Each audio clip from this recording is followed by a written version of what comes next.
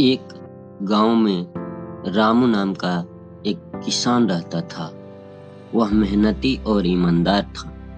उसके पास एक वफादार कुत्ता था जिसका नाम शेरू था। शेरू राम का सच्चा साथी और हर परिस्थिति में साथ देता था। एक दिन रामू अपने खेत में काम करने चला गया। उसकी पत्नी किसी काम से गांव में चली गई। रामू का छोटा बच्चा घर में सो रहा था और शेरू वहीं पर बैठकर बच्चा का रखवाली कर रहा था।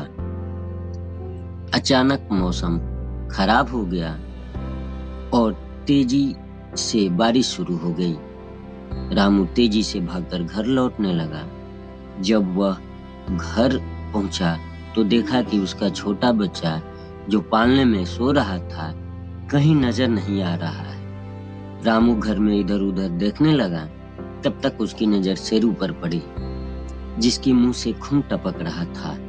यह देखकर रामू को गुस्सा आ गया।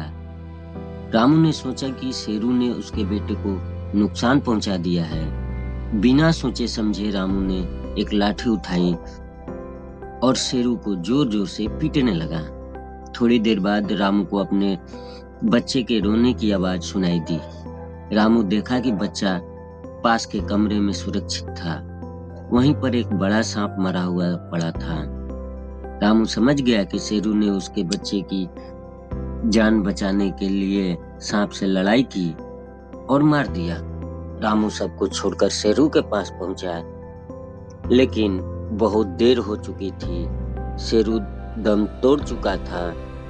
रामू शेरू के पास बैठकर चित्कार पाकर रोने लगा।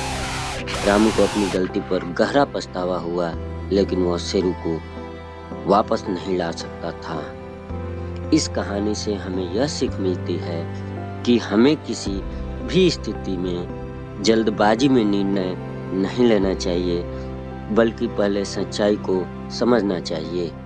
धन्यवाद।